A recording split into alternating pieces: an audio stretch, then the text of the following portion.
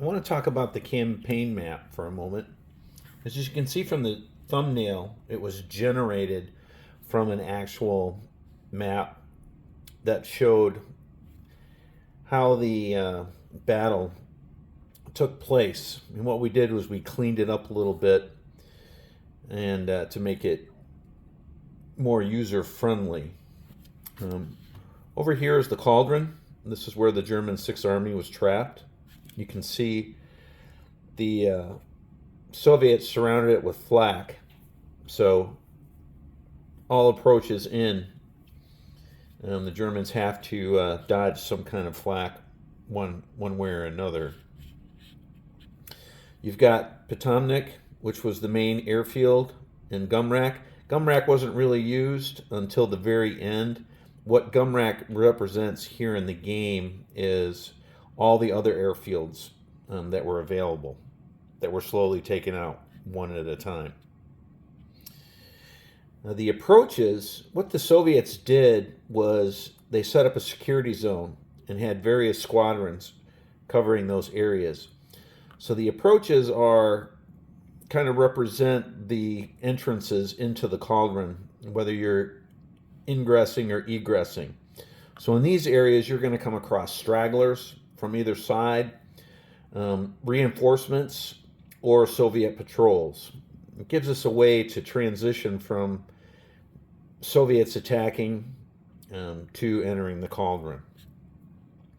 The abbreviations on the map show basically the lines, how the lines of battle changed.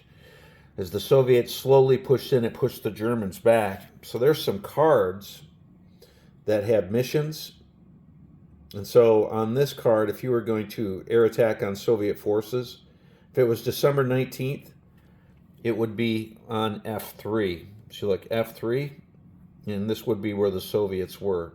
And that's how you would know. That's how you would track it.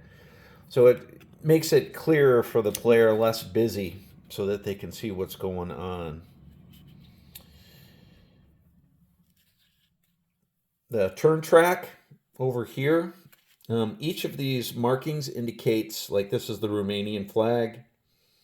These are German attack aircraft, either Ju-87s or HS-129s. Here's the Soviet Bf-110. So if you come up to, say, on November 28th, this is a specific card for the Soviets would be an IL-2 attack. For the Germans, on December 8th, you see JG-3 out of Potomnik, and they had a particular mission that they can choose to fly if they want. And this one's save Marinovka.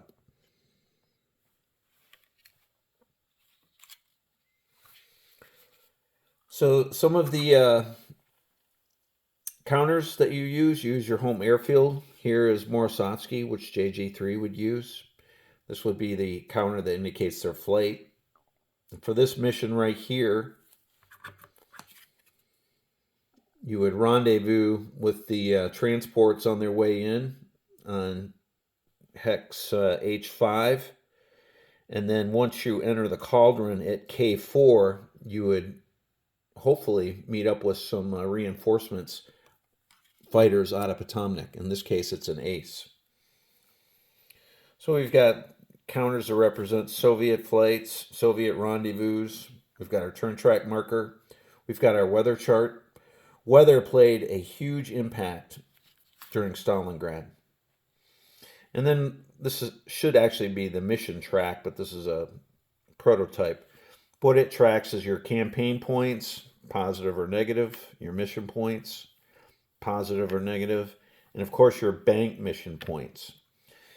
If you can't spend all your mission points after, on repairing aircraft, repairing airfields, buying campaign points, you can bank mission points, and that'll give you access to special aircraft. Like you can replace Ju-87s with Ju-88s. You can acquire the services of ace pilots for certain aircraft, and there's a whole slew of stuff for both sides that you can look at.